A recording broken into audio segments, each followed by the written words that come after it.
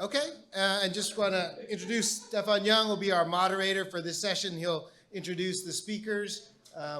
So take it away, Stefan. This panel is called Experiments, Failures, and Unresolved Questions. I'm going to introduce our panelists in order of speaking. Carolina Bank Muñoz, who's going to start us off, is professor of sociology at Brooklyn College and the CUNY Graduate Center. Her scholarly work focuses on immigration, labor, work, and Latin America. She is most recently the co-author of A People's Guide to New York City with Penny Lewis and Emily Thompson Molina. She is the chapter chair of the Professional Staff Congress, PSC, at Brooklyn College, and is also active with the Immigrant Student Success Office. Abrar Abidi, to my right, UC Berkeley, is a PhD student in molecular and cell biology at UCB. He is a member of UAW 2865 and was deeply involved in organizing the 2022 strike. At the end, Roberto Mozzachiodi, Goldsmiths, is a casualized academic, a workplace organizer, and a translator. He is the secretary and caseworker of Goldsmiths UCU and an associate lecturer at Goldsmiths College. He is an editor for Notes from Below and Historical Materialism. And I'm moderating. My name is Stefan. I'm at UC Santa Cruz with UAW 2865. I'll give it to the panelists first, say a couple of things, and then we'll do questions. Please. Thanks, everybody, and thanks to the conference organizers for organizing such an incredible conference. And I already feel so excited about the previous panel and have so many ideas that I want to take back to my union. And also just to say, 2865 was my first union, and I was on the first bargaining team, so many years ago. So at nearly every rally I've been to in my 20 years in New York, we chant, New York is a union town, right? And that is, in this iconic union town, it's very interesting that public sector workers don't have the right to strike because of a Taylor law passed in 1967. And today I want to talk a little bit about what it means to be in a city that's a union city with a law that doesn't allow us to strike in terms of our relationship to the state. So a little bit of context. So the Public Employees Fair Employment Act, known as the Taylor Law, allowed state and city public sector employees to unionize and collectively bargain. It established the Public Employees Relations Board, the PERB, card check recognition, and also prohibited strikes. And the Taylor Law is extremely expansive and also extremely repressive. If unions strike, we risk losing automatic dues deduction for up to 2 years. Steep fines, possible jail time for union officers, and workers risk 2 days' pay for every day on strike. Just to give you a sense of this, the first clause states, quote, no public employee or employee organization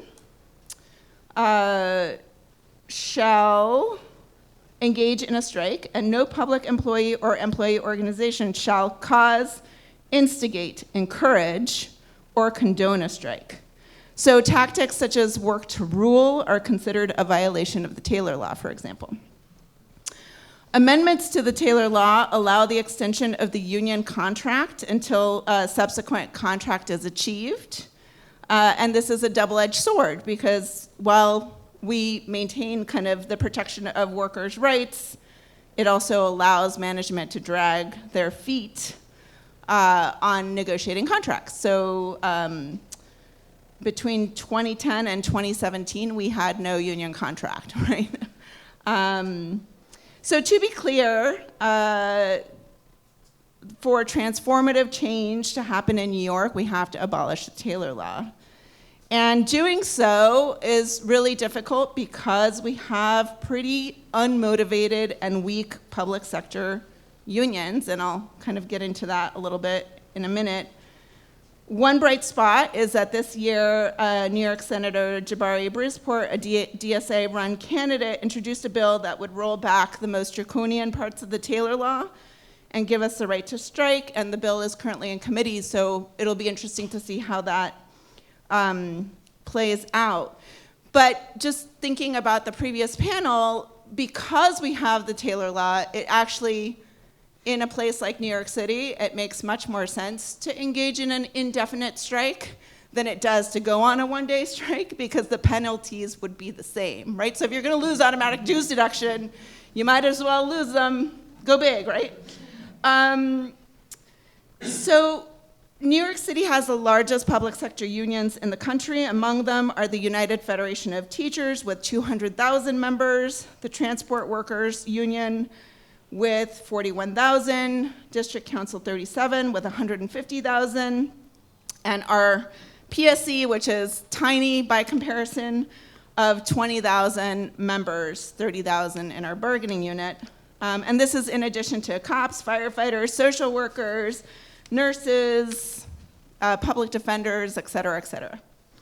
So in that landscape, our union is tiny and pretty insignificant, right? So if we want to abolish the Taylor Law, we really have to think about all of the public sector unions going on strike, or at least a big segment of them, particularly the UFT. If the UFT went on strike, it would really change the landscape.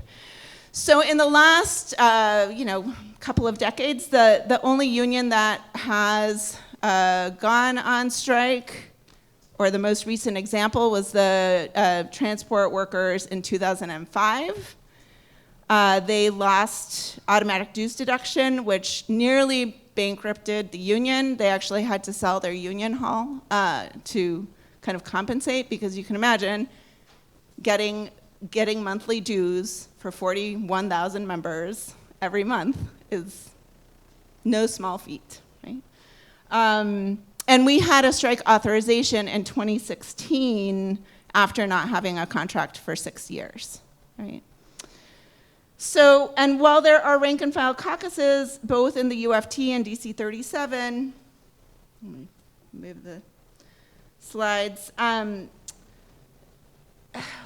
they have not been able to really make change in those just huge unions, right? And the UFT's last strike in 1968, I would say, Ocean Hill, Brownsville, that might ring a bell for some of you, right? Really dramatically shaped race politics in New York City to this day, right? In really kind of negative ways. So both the UFT and DC 37 have a lot of power, and they're also quite conservative. And that this means that other municipal unions are often forced into the dreaded, pattern bargaining. And these two unions settle weak contracts time and time and time and time and time again. DC 37 just settled in March for about 3% wage increases a year, well below inflation. And most recently, we have tried to work with other municipal unions in kind of building solidarity and trying to push, on getting them to want to abolish the Taylor Law. But I'll just give you an example of most recently, our New York City Mayor, Eric Adams, has tried to push Medicare Advantage, which we like to call Medicare Disadvantage, on retirees and potentially affecting actives in the union. And New York City has free guaranteed health coverage for public sector employees. And our union was in this unholy alliance actually with the cops and the firefighters as the only three unions that were fighting against Medicare Disadvantage, while DC 37 and the UFT basically were happy to sell their retirees down the river.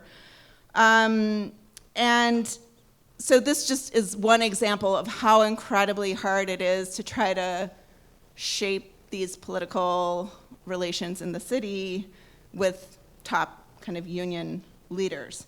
So in the most union-dense city in the country, in one of the most pro-labor cities in the country, we have some of the harshest penalties for striking, and some of the least militant unions. The contradictions abound.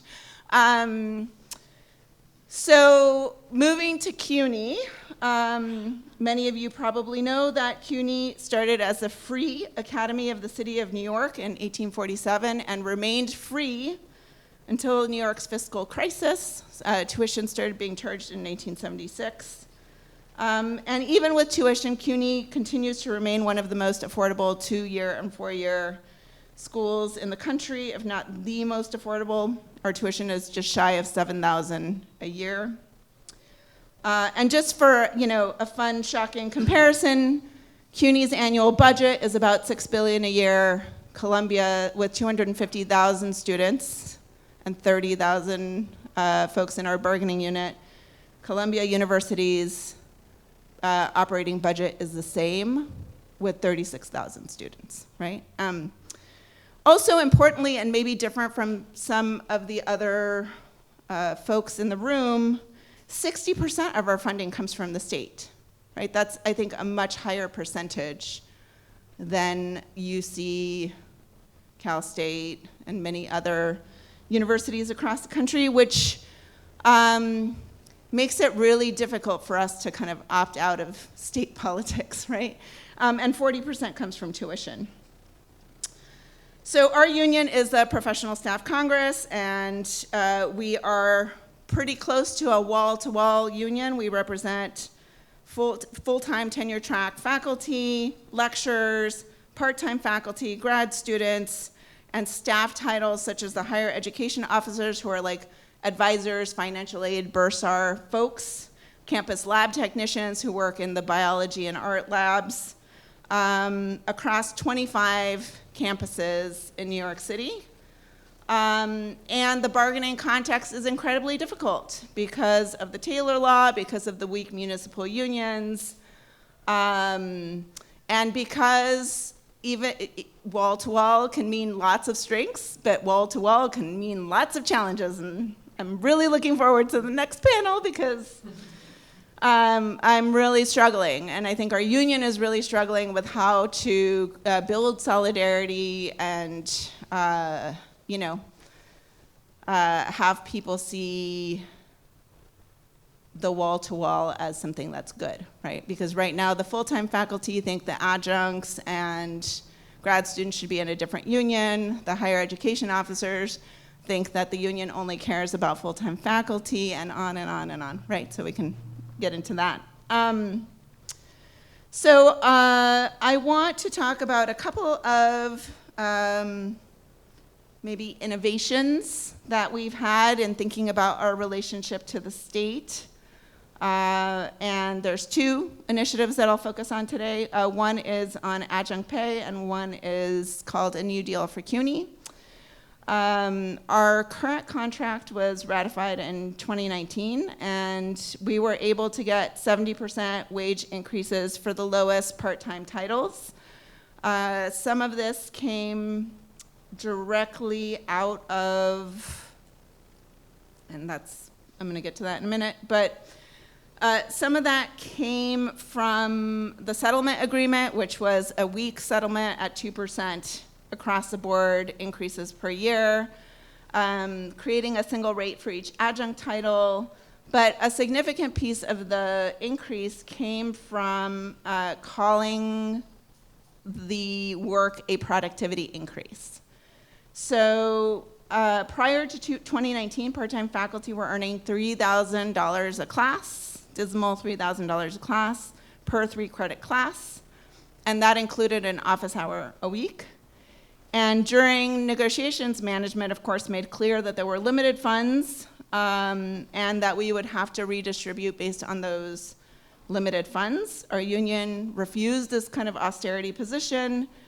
Instead, we argued that part-time faculty should be paid for total hours of work rather than simply hours in the classroom, right? And this total hours of work would include grading, course prep, all the things that we kind of do outside of classroom hours. And while we didn't win compensation for all of this uncompensated, unrecognized labor, we did win payment for office hours by calling it a productivity increase. And by calling it a productivity increase, it wasn't costed against the contract, right? It was part of the expense of hiring folks to teach classes. So essentially this money came from the state, right? Because this is now what it costs to have part-time faculty do their job plus office hours. So what that meant was that part-time, we also want a teaching load reduction from 21 credits a year to 18 credits a year, and adjunct health insurance outside of, the cost to the contract. So part-time faculty teaching at least 3 to 5 credits would be paid their base rate of $3,200 plus 15 hours in office hours. If you were teaching 6 to 8 credits, you would get 30 hours. And if you were doing more than 9 credits, you would get 45 hours of office hours, right? So this, essentially, by the end of our contract, which expired in February, adjuncts, part-timers were making $6,750 and up to $7,500 if you had a PhD, okay?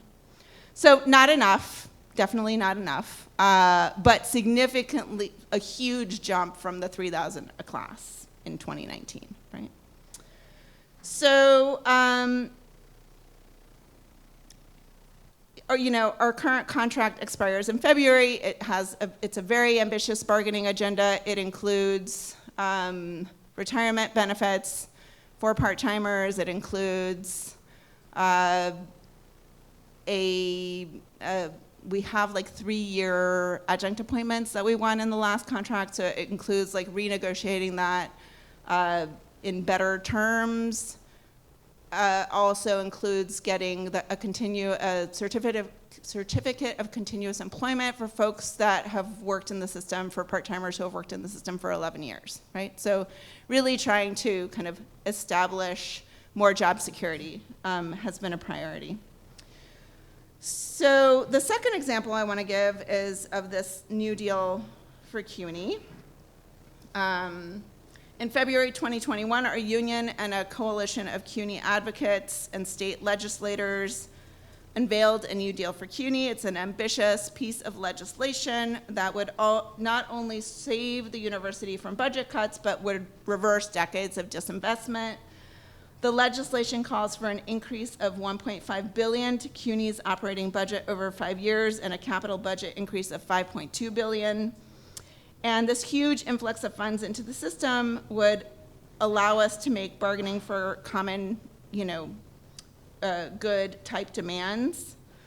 So pillars of the legislation include increasing full-time faculty and student ratios, both at the 4-year colleges and at the community colleges. That would cost something around $636 million over 5 years. And right now, the CUNY ratio is 1 to 29, which is double the nationwide average of 1 to 14. A new deal for CUNY seeks to align CUNY with the national average over 5 years, and the goal is to hire 3,500 assistant professors and 1,500 lecturers, whom at CUNY have the equivalent of tenure through a CCE. So lecturers after 5 years get a certificate of continuous employment. And increasing adjunct compensation to parity with full-time faculty, right? That's the first piece of the legislation. The second piece of the legislation involves resetting the ratios for mental health counselors and academic advisors to be in line with national standards. Right now, more than 60% of CUNY students have family incomes of less than $30,000 a year, and 80% of our students are students of color, and 42% report experiencing food insecurity, right? So mental health counseling and advising are critical resources for our students, The International Accreditation and Counseling Services calls for a 1 to 1,000 ratio for mental health counselors. At CUNY, it's 1 to 2,700, right? The Center for Urban Future recommends a ratio of 1 to 600 for advising. At CUNY, it's 1 to 1,800, right? And the third piece of the legislation is to make CUNY free again, eliminate undergraduate tuition and fees for in-state undergraduate students, and that would be like $796 million over 5 years. So where does this stand? This kind of legislation was kind of inconceivable under Andrew Cuomo's reign, but his ouster offered us a political opportunity. Last year, CUNY saw a $220 million increase to its operating budget, the largest year-over-year budget increase in 20 years, and nearly $1 billion to its capital budget. And importantly, the legislature set aside $53 million to fund 500 full-time faculty positions. Most of these went to lecturers. There was also a kind of strategy that we were promoting of hiring from within, so hiring lecturers and assistant professors from the current adjunct pool. This year, we saw a $132 million increase over last year to the operating budget and $1.1 billion in capital. So on the operating budget side, we're not quite meeting the targets of that we would need about $300 million a year, right, to be meeting the New Deal for CUNY targets. On the capital side, we're meeting them almost exactly, right? So we've gotten $2 billion of the $5 billion over the next 3 years. And we've fought against the tuition increase. So the governor has proposed tuition increases both years, 2 years in a row. Actually, more than that, because Cuomo was, wanting tuition increases, and we were able to fight against those. So no tuition increases. Our union has always been very clear that whatever we get in contracts cannot be, on the backs of students. So while the legislation has not passed, we have seen a serious increase in investment into the system. Unfortunately, this serious increase in investment also comes at a time when our enrollment is down about 25%, right, which is brutal. So the amount that the state is, putting into the system is somewhat offset by the enrollment decline, which has been, really devastating. So, and just again thinking about the prior panel, who can go on strike is the 250,000 students at CUNY, and if we could get there, that would really bolster lots of organizing. So, okay, to conclude, as public sector unions, I think we're in an uneasy position in relationship to the state. On the one hand, many of our institutions came directly out of an era with expansive investment from the state. For example, Brooklyn College was built in 1930, right in the middle of the Great Depression. But the state is also restrictive and repressive, as in the Taylor Law. So I don't think we can opt out of having a relationship with the state, but the relationship with the state shouldn't just take the form of kind of traditional lobbying. I think we have to do more, and the state responds when we push them to respond, right? So obviously, it's easier if we could go on strike tomorrow and push the state to give us more money. That would be an ideal position, but the costs of going on strike are so high, and I think it's really important to think about one of the challenges of the wall-to-wall situation, right, is that when you have staff making $100,000 to $150,000 a year, the risks, right, and faculty, the risks to that are a lot greater, right? People don't want to kind of take those risks, or the organizing lift is heavier.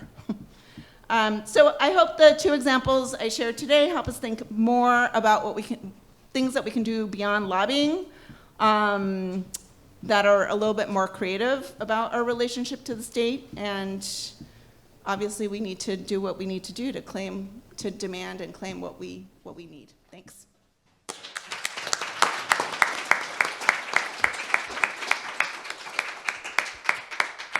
Thank you. Okay, I'm going to hand it to Abrar. Can you hear me okay? Yeah. So again, I'm a fifth-year PhD student in molecular and cell biology at UC Berkeley. And I want to give you a perspective from the STEM and researcher side of the 2022 strike, what we learned from it, and how we might do things differently in the future.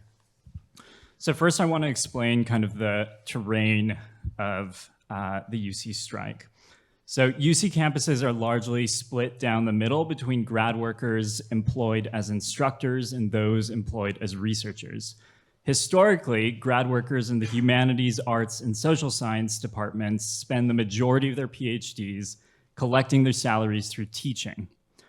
On the other hand, grad workers in STEM departments are generally paid directly by their departments or by independent research grants.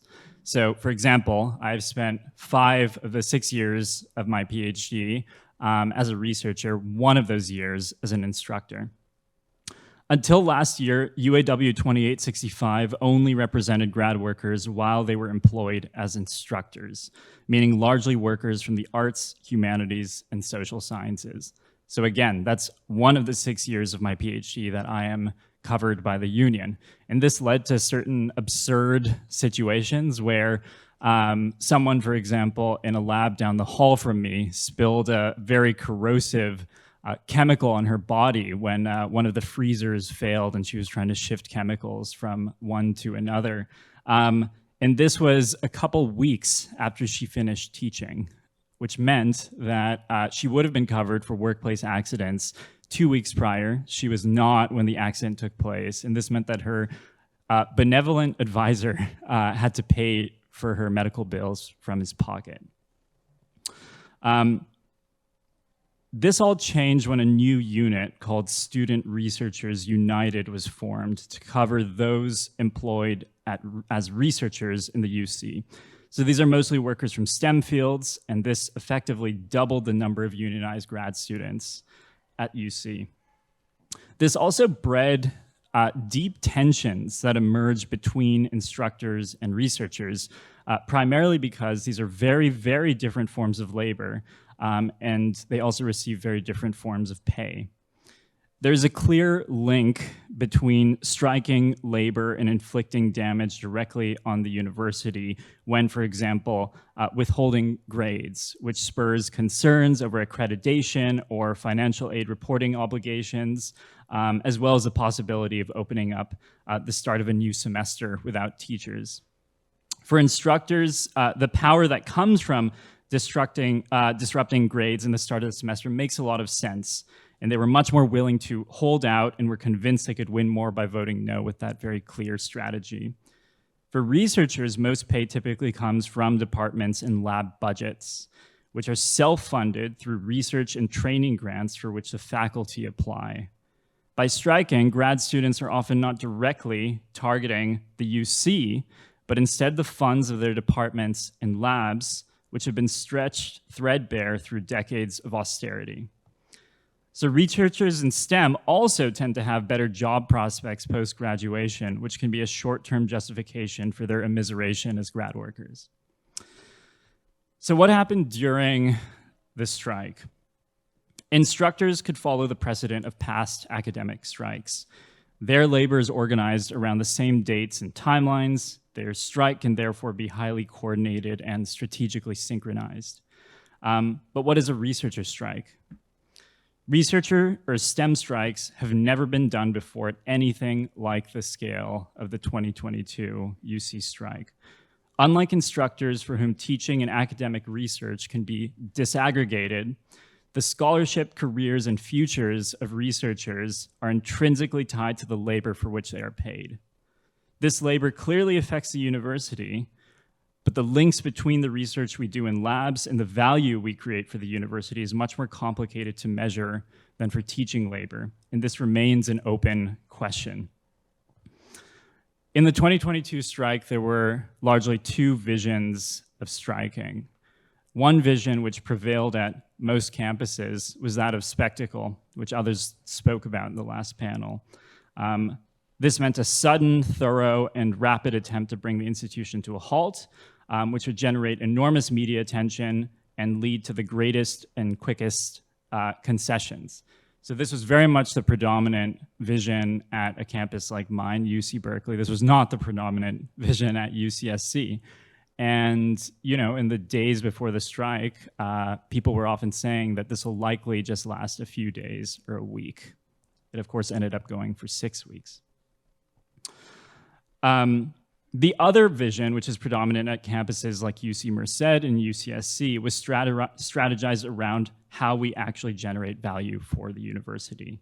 We are not factory workers walking off the shop floor. Our work takes longer. It's not infrequent at all for a whole year to go by for a researcher and them not to make any progress on their dissertation work.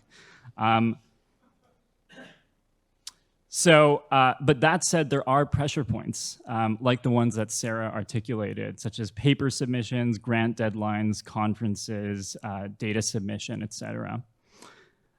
Thus, it's only at a researcher to researcher, lab by lab, and then a department by department level that a careful examination of leverage can be discerned and then strategically deployed over a period of time as pressure accumulates against the UC with a minimum of academic self-sabotage.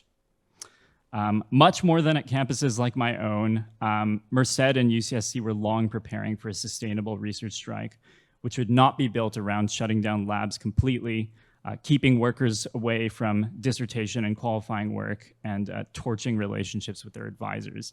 At a campus like my own, a lot of panic ensued among sort of the staff-aligned organizers when they saw that anyone was in lab at all. They started telling people that the strike was losing power because people were going back to work, even when they were striking most of their labor. At Berkeley, during the first week of the strike, there was widespread optimism among researchers before they had been disabused of the strategy on which they went out on strike. After week 2 and onwards, researchers showed clear signs of exhaustion and discouragement as they saw little movement at the bargaining table, watched key demands get axed, and realized they had very little sense of how to measure their leverage. They were harming themselves more than the UC, and meanwhile, retaliation and abuse from advisors rained down on them, for which they had little recourse other than to be told that following the strike, such things could eventually be grieved. When it came to ratifying the tentative agreement, each of the two units could vote for the other, something we found out, I think, a day or two before the actual vote. Thus, the future of the strike for instructors and researchers was conjoined and will be conjoined in the future as these two units for the researchers and instructors was officially combined. By and large, instructors from humanities, arts, and social sciences voted against the contract. In contrast, STEM researchers voted overwhelmingly to end the strike. This phenomenon, I think, will generate an ongoing pattern where researchers sink the strike before it can carry on long enough to win core demands, so long as a clear, robust, and sustainable strategy for researchers isn't realized. So to offer a bit of a note of optimism for researchers, I want to talk about something I was very involved in during the strike, beginning on day 2 of the strike, somehow interacting a lot with the staff-aligned organizers that had hegemony in my own department and in many of the larger STEM departments, had a way of bringing out all my anarchist impulses. And next to my picket line was a $500 million computer science, data science building that had been under construction for months.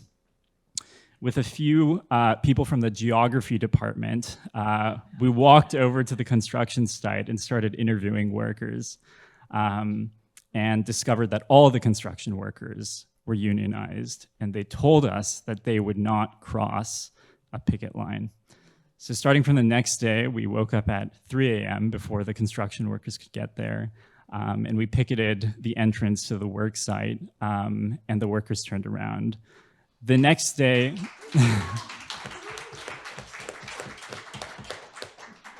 over the next few days, we were able to bring out over 50 people at early morning hours and to stay there throughout the day. And over the course of this picket, we were able to cause the university to lose over $100,000 in lost labor with just a few dozens of workers. But the UC was always ahead of us. They were always finding ways of making sure that we couldn't do this. And they managed in a few days to strike some sort of agreement with the construction workers and also redefine the boundaries of the construction site so we could no longer stand where we were. So what we did was try to move on to other pieces of the campus infrastructure.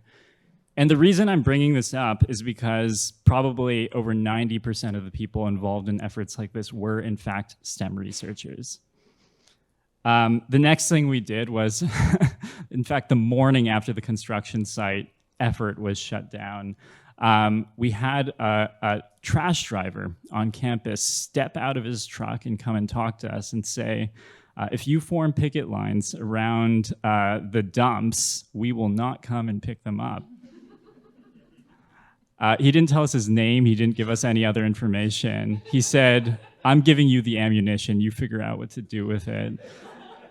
So over the ensuing days, larger and larger crowds of us, mostly STEM researchers, collected at very early hours and found ways of blocking off the major entrances and exits to the university.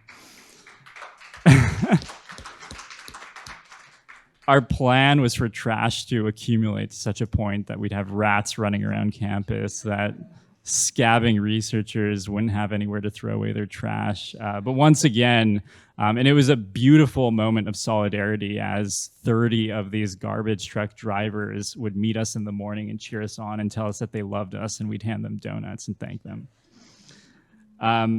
That eventually got shut down as well. Unfortunately, they got shut down by the union, ASME, which represented the garbage truck drivers, because they have a very conservative no-strike clause of which the workers were not aware. The final thing that we did, which we managed to keep up throughout the course of the strike, was to intercept the trucks that come and deliver gases to the research labs.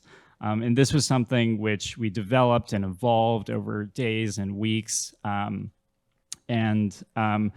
I mention this because at these sites where even as the picket lines dwindled, many people were flocking to these loading docks to try to make sure that gases couldn't be delivered. These form something like autonomous zones where STEM researchers were sort of outside the sphere of influence of the administrative caucus and could have conversations with us and weren't just being told or handed down a kind of weak strategy from above. And the vast majority of people who showed up at these dock sites ended up voting no on the contract. So how might things, I mention this all because when you actually give people in this case, some sort of way of laying their hands on the infrastructure of the university and understanding how they are immediately, concretely, materially inflicting damage on the employer, they keep showing up and they're motivated to keep going, and their ambition doesn't get curtailed for winning their key demands. So how might things be more effective in the future? Well, I think ahead of us is a much larger problem that affects all academic workers across UC campuses, not just grad students, but also postdocs, lecturers, and faculty. The problem is very simple. The UC in this strike agreed to raise wages in our hard-fought contract without redistributing central funding. Our wins, therefore, are not being shouldered by the UC, but instead falling upon individual budget-stretched departments and divisions. the winds of one stratum of UC workers, grad workers, were simply shifted to another stratum of workers, the faculty.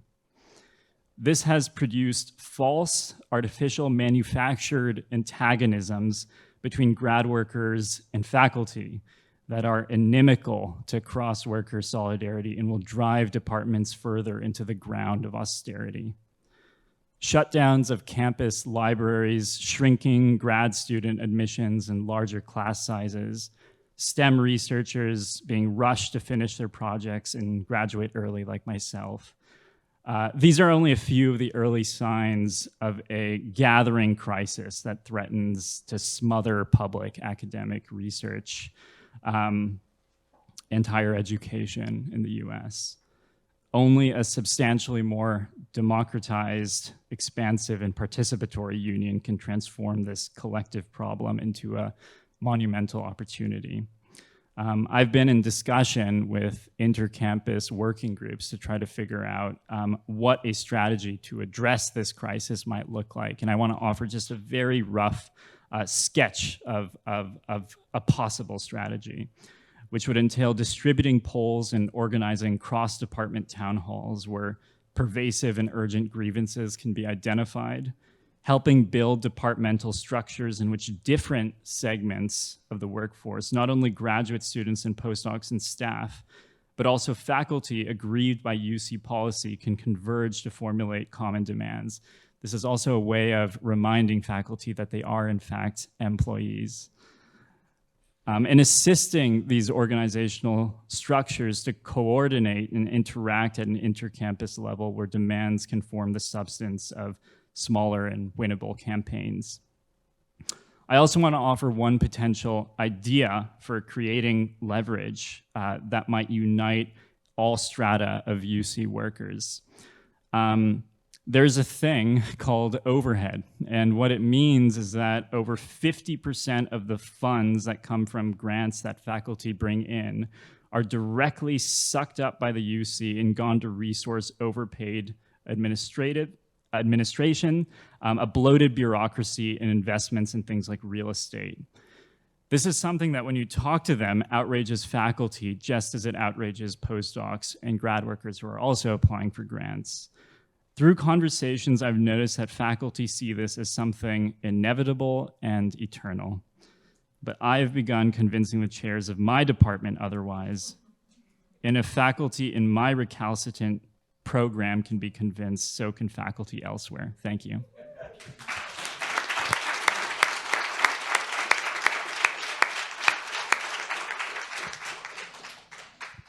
And lastly, Roberto, take us away. Okay, thank you. So for the last 5 years, I've been based at Goldsmiths College, University of London, which is a relatively small university in South London, which specializes in the arts, humanities, and social sciences. And during that time, I have been employed as a casualized academic for the first 3 years as a PhD student, and for the last 2 years as a casualized lecturer.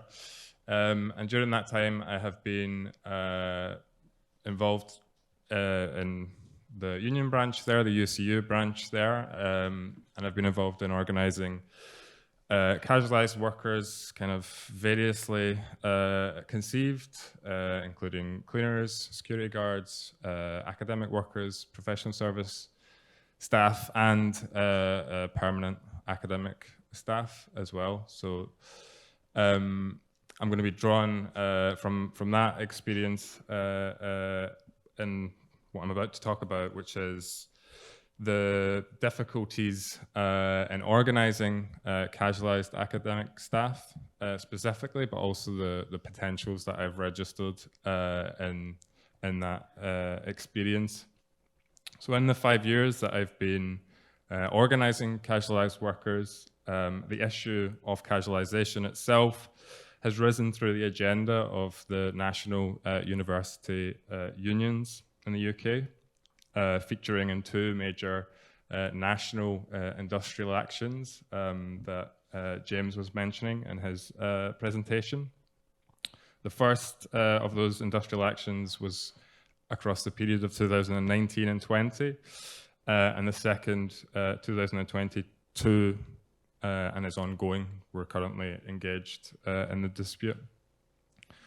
And the term casualization in the UK context has been used as a kind of shorthand to describe certain changes within the employment structure and the labour process that have taken place in UK higher education over the past 15 years. And these changes have roughly paralleled broader structural changes that have taken place in UK higher education, including the cuts, the government funding cuts that have relatedly contributed to the uncapping of student fees, which are also related to the increase of student debt, and also connected to the escalating student recruitment targets that have become a kind of essential part of the financial system of UK higher education. So the term casualization, as I'm using it, is in the vocabulary of UK trade union struggles, intends to designate a set of employment practices which legally classify workers on the basis of rights, terms, and conditions.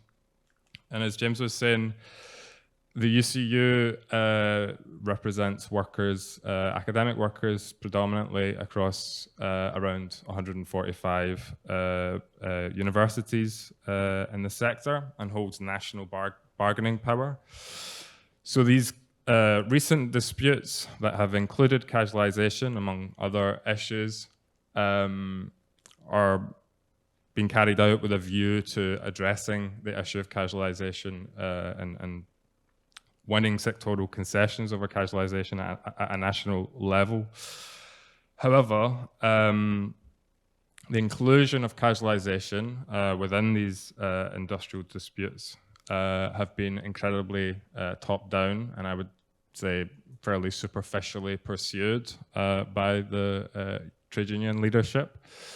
This is partly to do with the fact that the inclusion of casualization from 2019 onwards, the rationale behind that inclusion by the leadership was always to do with shoring up support for more traditional bargaining issues which serve the interests of permanent members of staff, so pay and pensions. However, and this is what I want to kind of address today, this is also to do with the fact that the politics of anti-casualization has never really developed a base in any kind of serious way within the union membership. There have been, of course, very important rank and file anti-casualization campaigns at a local level, but casualized workers have not reached the point of establishing, expressing their interests as a discrete part of the national workforce. And this is despite the fact that the issue of casualization is currently part of this national dispute and has significant leverage behind it. Despite the inclusion of casualization within this national dispute, casual workers themselves have not established a base that would engage with that leverage that is potentially serving their interests. And this is also despite the fact that casualized workers within higher education are becoming a growing part of the academic workforce in general. So at the moment, the national statistics that are provided by the government have it that around 44% of teaching contracts are casualized positions, are temporary contracted positions, and those statistics don't bear out the real extent. I mean, it's incredibly hard to establish atypical employment in local contexts. It's even harder to establish that nationally.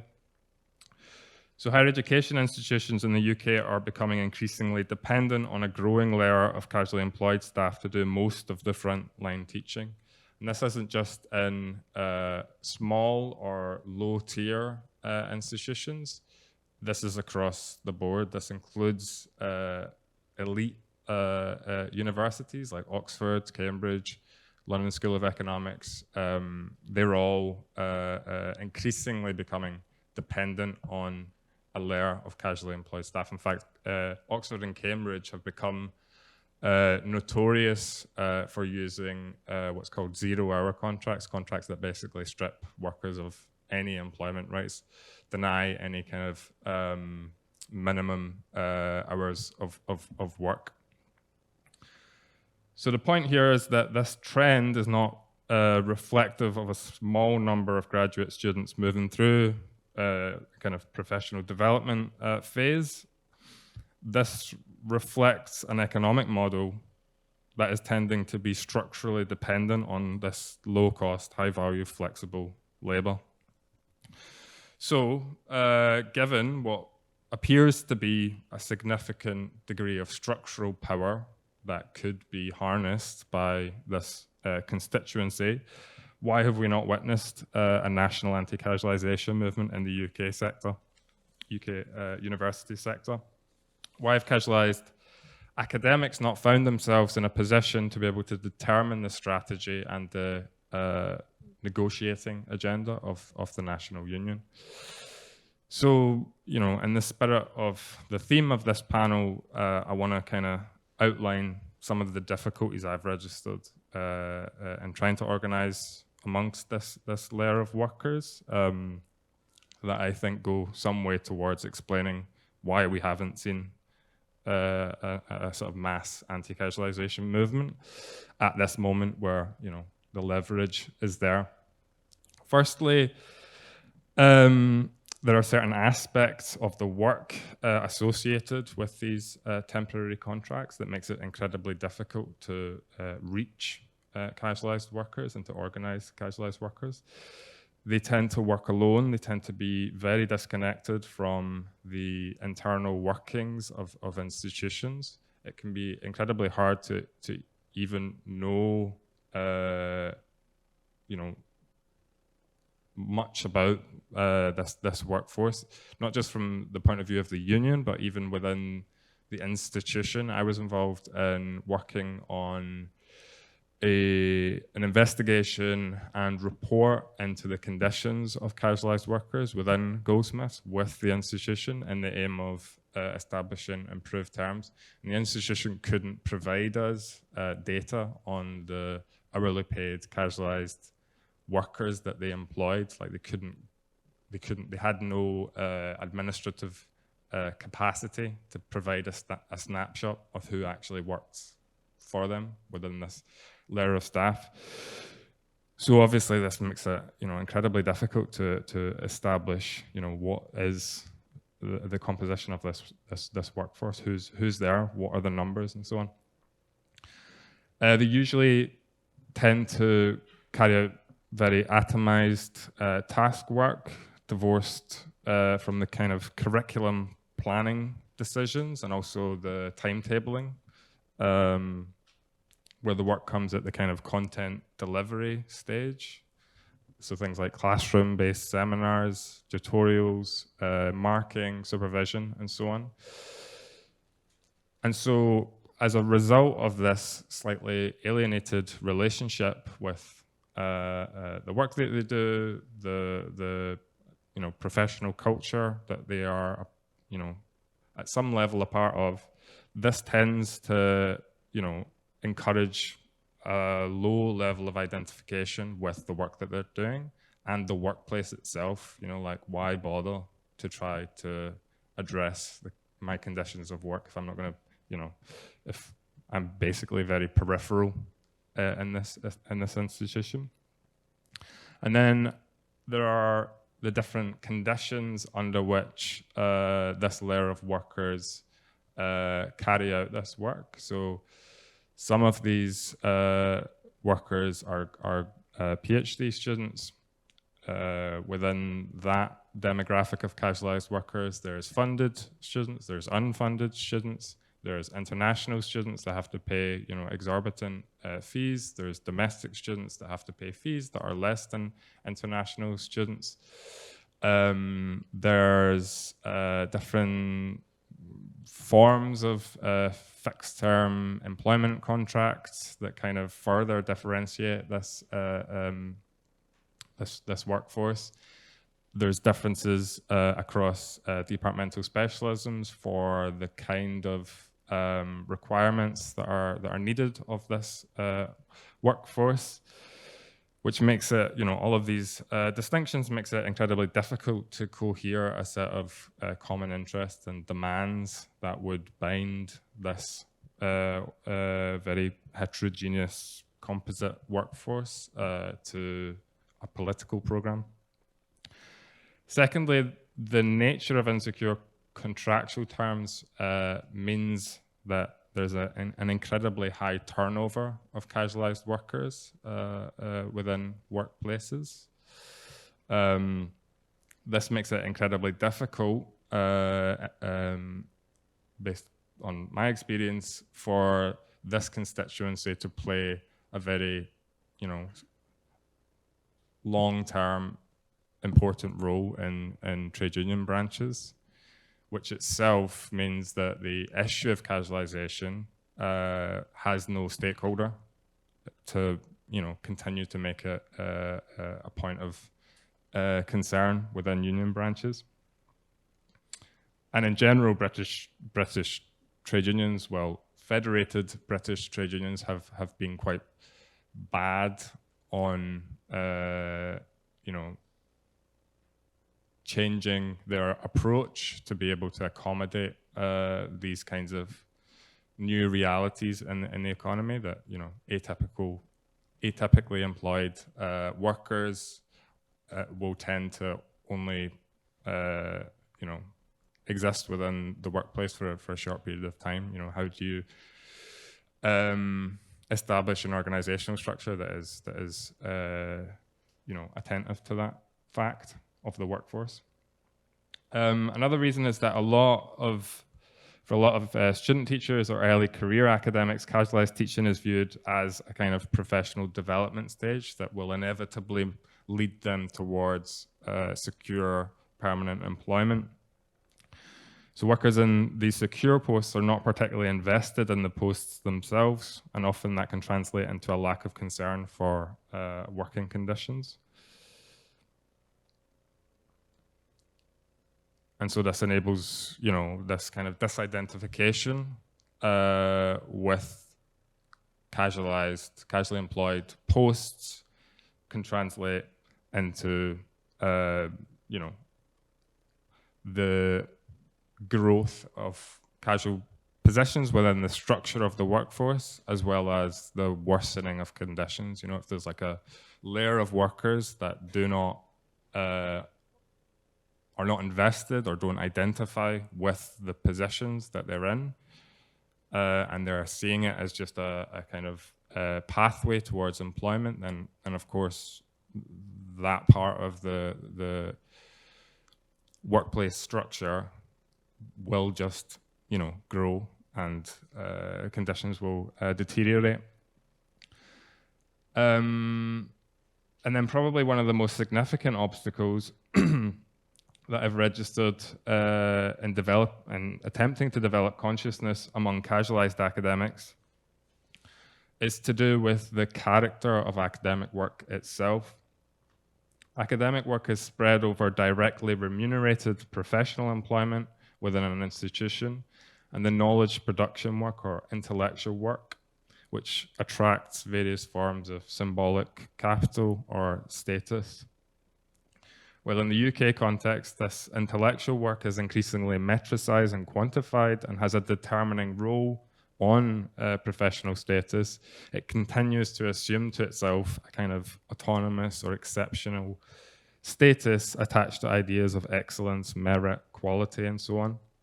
And so the exceptionalism of knowledge production work And the pursuit of intellectual status often functions kind of ideologically to legitimize the worsening of working conditions.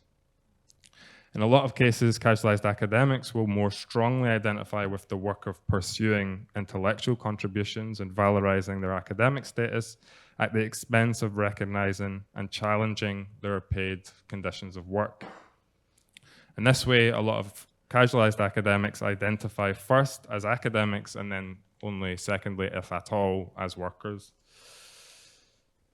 And I think, this characterization is not specific to casualized academics. It's, a condition of academic work in general.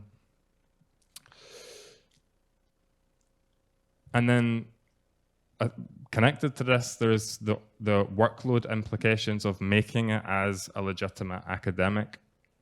The fact is, in order to become a credible academic, you need to spend long hours studying, publishing, all of the related activities that go with establishing yourself as an academic. And again, this ultimately diminishes the value of spending time and energy doing organizing work. So the pressures of having to work on the academic self, which is a very real force that anyone working in higher education has to negotiate with. I'm not saying that we just refuse to do intellectual work, but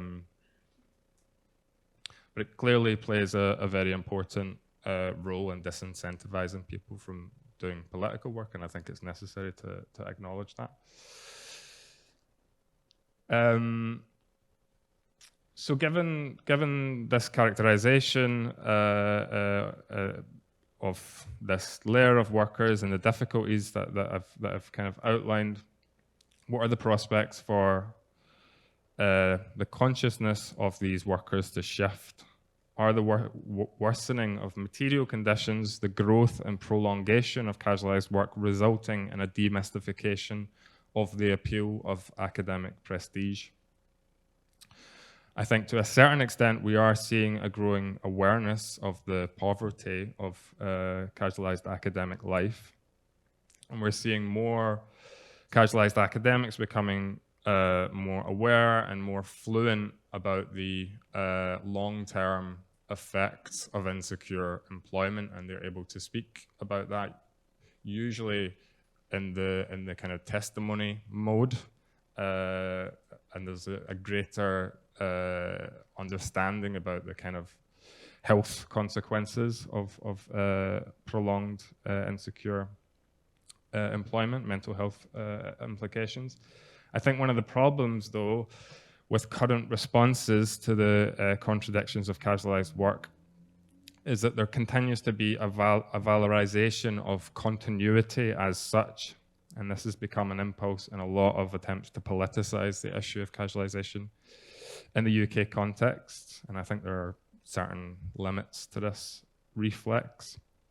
The reality is that the protections associated with permanent employment in UK higher education are being eroded at the same time as casualization is expanding. Which is not to say that there aren't differences between non-permanent employment and permanent employment. There obviously are, and these are important to distinguish. However, the contractual rights which are supposed to qualify this legal difference are being progressively undermined in quite vivid ways. And for evidence of this, you only need to consider how many academics in the UK benefit from something like the working time regulations. The regulations, the state regulations that are supposed to determine the maximum working day, maximum working week. Most academics are working well beyond their contracted hours as a basic expectation of the job, which I think becomes obvious when a tactic like working to contract is employed by the national union. In the UK context, permanent academics find it almost impossible to work to contract because, to be able to do their job, they have to work beyond their contracted hours. Or if we consider the number of restructures and redundancy programs that have now become a permanent feature of higher education in the UK, We had a restructure and redundancy program at Goldsmiths. There's currently one going on at Brighton University. There's one going on at Berkeley University. There has been many of these redundancy and restructure programs, and it seems as though employers are taking up this model increasingly. And this clearly shows the extreme vulnerability of permanent workers to the logic of flexibilization. Like this model of restructure and redundancy is to do with being able to shed off workers because of the financial position of the union, because of market fluctuation. So it's similarly to do with linking resource management with the financial situation of institutions, which is ultimately what casualization is to do with. Okay. So these dynamics, I think, highlight the increasingly insecure nature of these formally secure contracts. And labor casualization plays a very important role in this dynamic, I think. Casualization has taken on a kind of regulatory function over the erosion of terms and conditions of secure employment. Insofar as continuous employment has become a scarcity in the sector, and the labour market is flooded with highly qualified graduates looking to gain employment stability, those who are fortunate enough to gain job security are put into a position where, when they are faced with ongoing assaults to their terms and conditions, they will tend more often to weather these attacks for fear of being made insecure again. So it has this kind of regulatory function that ultimately disciplines permanent staff to keep their heads down. If there's, constant presence of insecure labor in your midst, then it has quite a pronounced disciplinary function. So I would say that, in general, we shouldn't begin our organizing work with the preconception that permanent employment is a solution or addresses the real structural problems within higher education at the moment. So by way of a conclusion, I want to just turn to an organizing effort I was involved in during the summer of 2020. This was an unofficial marking boycott taken by around 40 casualized academics and Goldsmiths to defend jobs, which, by the way, was directly inspired by the strike here at UC Santa Cruz. Like, it wouldn't have happened unless we had some kind of vision of how to use our power as a casualized workforce, which I think is important to flag at this event, that these kind of transmissions are happening. Like, we are watching what you're doing over here, and hope it goes both ways. And so I just want to raise a few observations from that experience as maybe some kind of talking points for the discussion. So the Wildcat marking boycott, which took place for a month in June at Goldsmiths, was prompted by the announcement of the non-renewal of around 400 temporary contracts, unpaid wages connected to COVID-related workload increases, and the refusal by the institution to make use of the government job retention scheme to support these workers during the lockdown. In fact, they refused all workers of access to the furlough scheme, even though we were all legally entitled to it. And for non-domestic workers, this was the only form of benefit available at that time.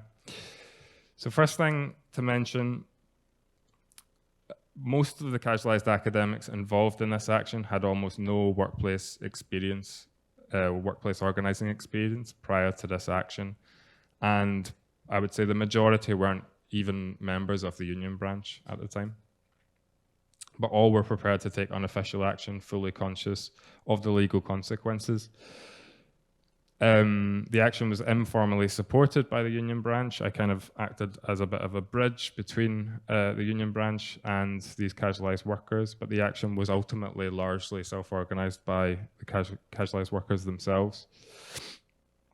So, you know, in terms of this difficulty that I outlined around, you know, the cost of spending time doing political work, you know, this very much flew in the face of that. People were very keen during that period to spend, you know, hours of the week committed to this daily organizing activity.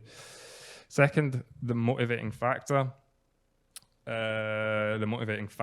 that mobilized these workers were not exclusively to do with job security, though that was obviously important. It was mainly the cumulative effect of the denial of furlough and non-payment of extra work done to mitigate the effects of the lockdown.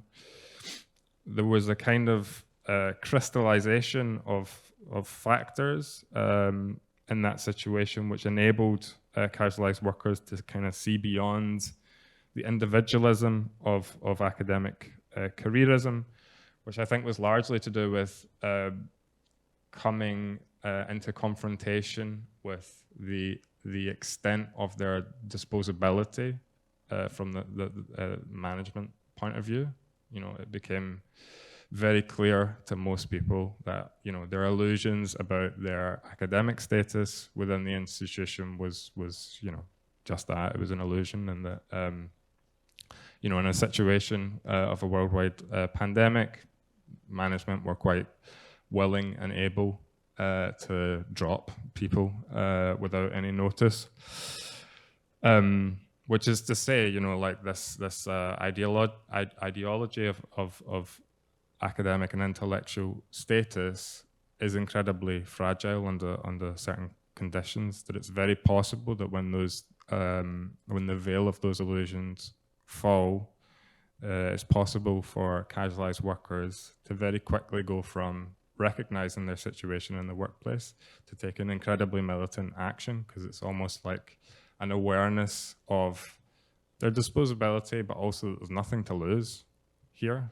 They're, you know, temporary workers that are, you know, the employer is legally capable of getting rid of at any point. Third thing that I want to mention is the role of senior permanent academics in breaking the grading strike. The main reason that the strike came to an end was because senior management put pressure on heads of department to replace the withdrawn labour. And senior academics were unwilling to breach their contractual obligations and so threatened to complete the grading. Most, if not all, of these academics were and are union members. And I think this was an incredibly important learning curve for us all,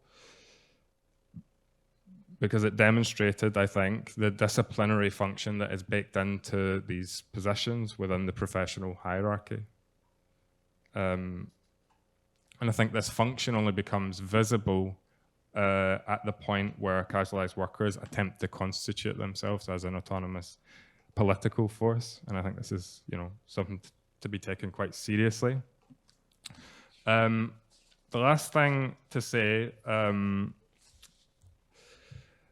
this wildcat action was the prelude to a local official industrial action taken by the Goldsmiths UCU branch, which ultimately successfully defended jobs and conditions of casualized academics.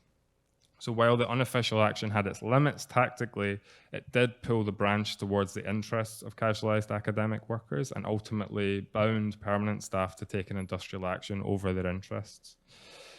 And this saw the branch win significant concessions on behalf of this sector of the workforce. And since then, a rotation of casualized academics have taken up key roles in the branch, and the issue of casualization has remained central to the agenda of the branch. And I think I just want to leave with this kind of organizational question that has come up for us, you know, following this, you know, successful integration of casualized workers in our branch. And that is whether it is better to occupy a kind of in and against relation to the union, and thereby forfeit certain powers held within the executive of the union, but gain certain freedoms to take more militant action, or to have control over these powers, but as a consequence become ultimately accountable to an incredibly uneven membership that includes permanent members of staff, and therefore bear the responsibility of the work of maintaining that kind of bread and butter activity, which can ultimately shift the focus of casualized workers. It can dilute the militancy that might be constitutive of their position within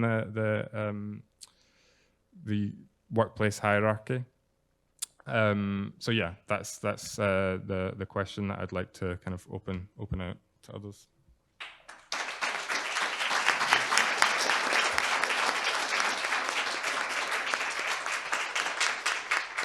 Okay. In the interest of preserving our lunch break, we're going to hold questions till after the break, including from myself. I'm just going to make a couple of synthetic remarks to summarize what I have heard from our panelists this morning on the second panel. This panel is called Experiments, Failures, and Unresolved Questions. For me, emphasis on experiments, because that is the one element that lays the groundwork and prepares insights for the other two. We need experiments in this moment of the higher education labor movement in order to understand what our failures are. Otherwise, we cannot determine what questions remain unresolved, because things may be resolved for us in theory, but experiences of struggle, concrete campaigns, episodes with beginnings, middles, and ends reopen those questions for us again. The one thing that I've learned from our panelists is that our experiments can only happen within certain parameters, concrete conditions, workforce compositions, and labor processes. And many, many lessons to the effect from our panelists deriving from, as you can tell, extremely careful analysis of actual workspace conditions.